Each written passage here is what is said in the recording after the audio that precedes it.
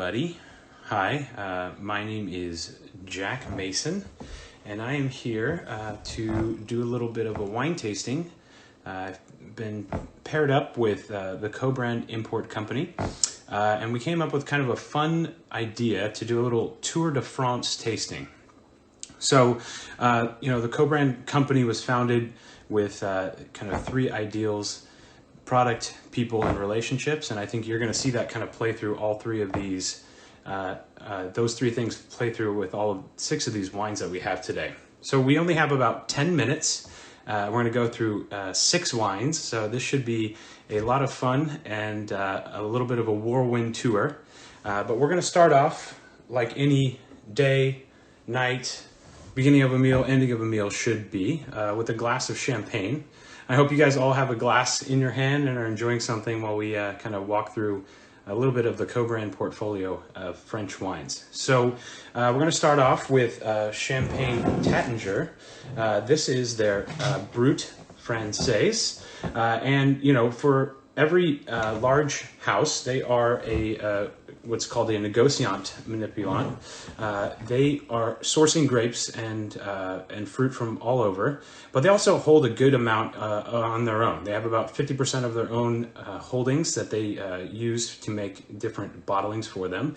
And the Brut Français is their kind of everyday drinker, right? So what's kind of unique and fun about this champagne is it's about 40% Chardonnay, and for an entry-level Brut like this, you're usually looking at about a third of Chardonnay, Pinot Noir, and Pinot Meunier. What makes that unique is Chardonnay is the least painted grape in Champagne when we talk about the noble grapes, and so for them to use a little bit higher percentage shows a little bit of quality. The other thing that we have going on here is the standard for a non-vintage Champagne is only 12 months on the lees, 15 months total before release.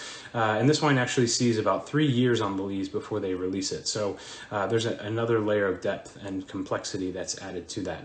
What I love this style of champagne for is, for soft cheeses, for light, fresh shellfish dishes, fried chicken, or if you ever got to come to Marta in New York, we had a great time pairing champagne with fungi pizzas with salty cheese. I just love the play of the salinity of champagne, the acidity of champagne with doughy crusts and those sorts of things. So a wonderful aperitif to get us going here. So cheers, everybody.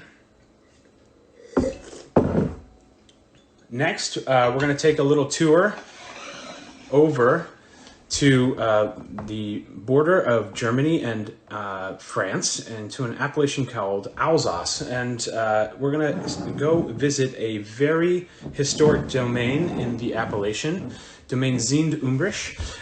And so Sint-Humbricht is really important in the appellation, especially with what the modern winemakers are doing. So Olivier Humbricht is an MW and is really taking his perspective on the entire world of wines and trying to focus that back into the winery to say, how do we make a wine that shows a sense of place? And they do that a lot with native fermentations and kind of minimalistic approaches. They are certified biodynamic, so all of the fruit that they are doing is minimally touched as possible. So what's kind of unique about this, and I had to do some learning a little bit, but this is actually 2 different versions of Muscat grape blended together. 85% of it is Muscat de Alsace, which is also Moscato Bianco, and then 15% of it is Muscat Antonel. And so Muscat Antonel is very affected by botrytis and can get really rich and golden and honeyed. So having that Muscat de Alsace keeps it really fresh, crisp, and dry. And that's exactly what this wine represents. Muscat is a very highly floral, aromatic grape. I'm sure you guys have experienced that if you've had Moscato d'Asti. This is a really kind of just fun, playful, perfect aperitif wine. So something to pair well with, fresh greens, salads, fresh vegetables, all those sorts of things. It's a really beautiful wine. So when we get in here, highly floral. You got all that kind of jasmine, geranium, rose water, kind of pretty floral characteristics. The fruit here is not overly bruised or dried out. It's really fresh and high-toned and kind of green, yellow apple, yellow pear, all those sorts of things. So this is a really wonderful, delicious aperitif. Dry in style. So a lot of times some of the other grapes in Alsace, we talk about Riesling, Gewürztraminer, Pinot Gris, and Muscat, tend to have some kind of form of sugar. Generally, the Rieslings are a little bit on the drier side, but you know, when you talk about the other grapes, they do have a tendency to have a touch of sugar, just because it is a continental area, but it's basically a sun bowl. So there's a lot of heat that gets trapped in there, and you get really opulent styles of wine. And so this is a really nice, refreshing, crisp style of white from right next to Germany in France, from Alsace. All right, now in our whirlwind tour, we're gonna hop in a car, we're gonna drive down south, and we're gonna go visit Domaine Ferret. And if you are familiar with Puy-Fouissey, this is one of the most recognized addresses in that appellation. You know, with the price of, and this is a white Burgundy. So with the price of more northerly appellations that are very famous, you know, Chassagne-Montrachet, Puligny-Montrachet, Meursault, you see the prices just going nuts, and can't even touch them for village level wines. You know, we're talking about $75, $80 bottles of wine, whereas this, as one of the benchmark producers of an appellation, comes right in at $49-ish retail. So there's a lot of value that's being found down in the Macon, and like I said, this is one of the best addresses to visit. And so this is the Ferret family. No new oak, it's all older oak. They do use some smaller barrels, but they are not there to add spice and richness, but more so just soften the wine and make it more palatable.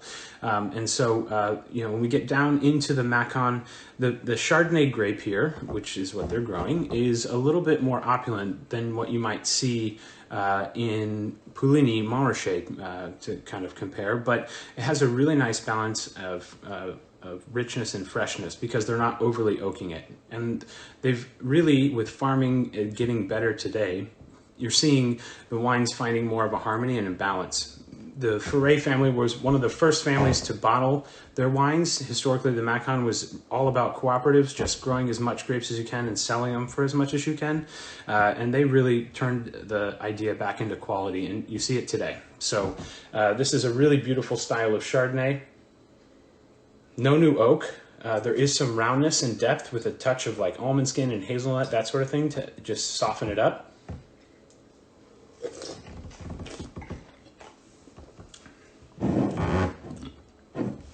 But wonderful mouthfeel and texture. This is, you know, 2017 as a vintage in Burgundy is a really, is a very generous vintage.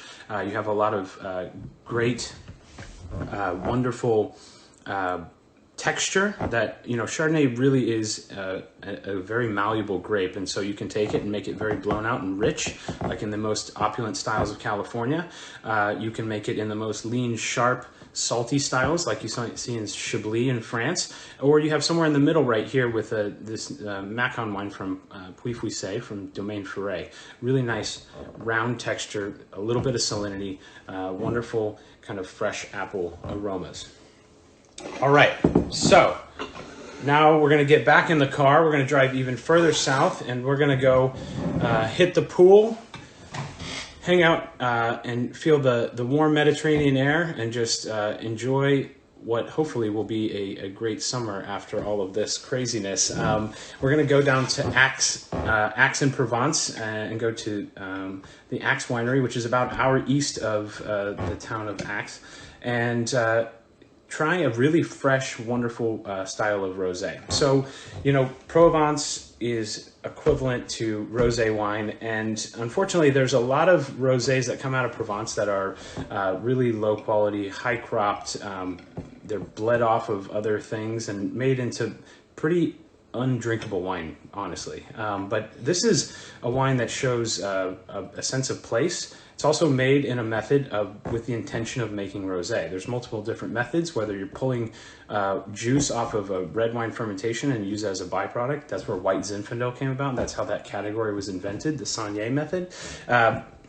But there's another idea, which is a direct press, which means you're picking the grapes early with the intention of making a fresher style of rosé that has some kind of sense of place. So this comes from the hills around Aix in Provence, and it's a 2019. It's young, fresh, delicious, all about fresh fermentation and fresh fruit. It's very floral, and when you get this guy on the palate,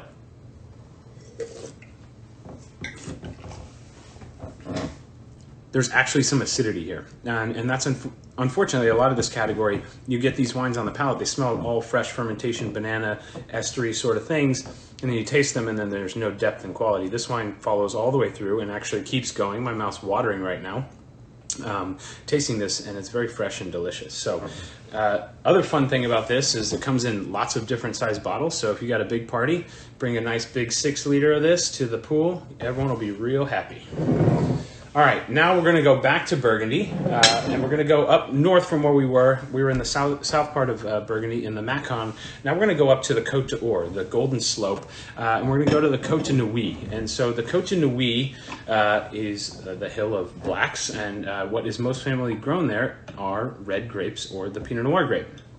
And we have Maison Louis Jadot, and this is a really fun wine for me because the Premier Cru here, Budo, sits right next to the village of Vosne Romanée, right next to Malconsorts in Vosne Romanée. So if we have the top of the pyramid as far as villages is Vosne Romanée, the price point will also be there.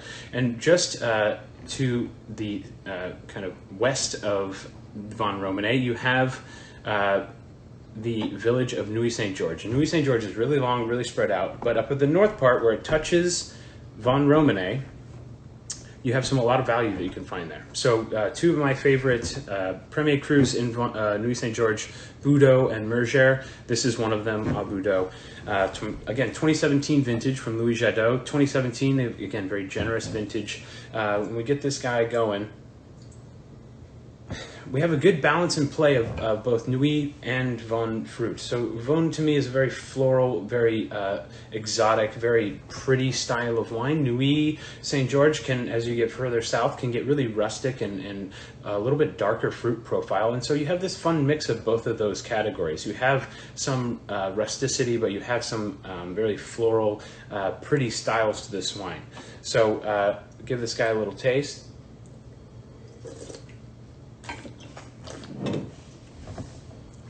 Amazing fruit. 2017s have been drinking really, really well lately. And even when I got to go there last year and taste through the cellar, these wines are just very generous. And I think they're going to live for a long time, but they're also very pleasurable right now. All right.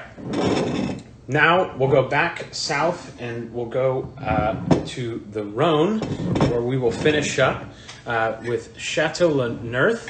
And Le Neurth, for a lot of us in the Texas community, has a special heart because one of our mentors and fellow master sommeliers, Guy Stout, would always bring this to us. And the reason he would is because it is a classic example of what this wine is and where it came from. So when we get down to the southern Rhone, into Châteauneuf-du-Pape, the most famous appellation down there, we're talking about Grenache-based wines, usually blended. There are lots of variations there, but this Le Neurth is a very classic example of that. And when we talk about vintages, 2016 as a vintage is among the top. 2016 Châteauneufs are absolutely delicious.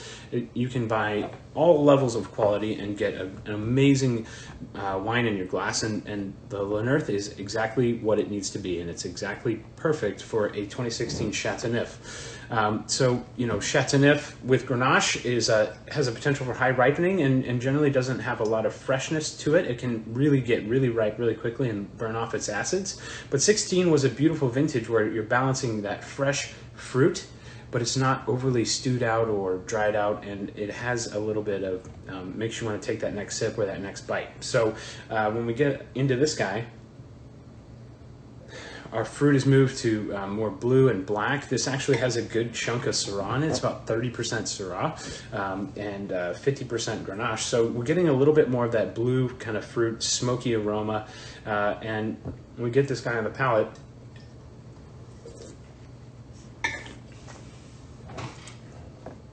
Medium plus tannins. They're very velvety in texture. The warmth of the fruit really comes out. And, you know, as far as for a restaurant or, you know, a wine to bridge this over, these are great wines if you drink a lot of California or other New World wines and want to start venturing into the Old World. So Chateau Leneurth, Chateauneuf du Pape is a great entryway if you want to start drinking more French wine.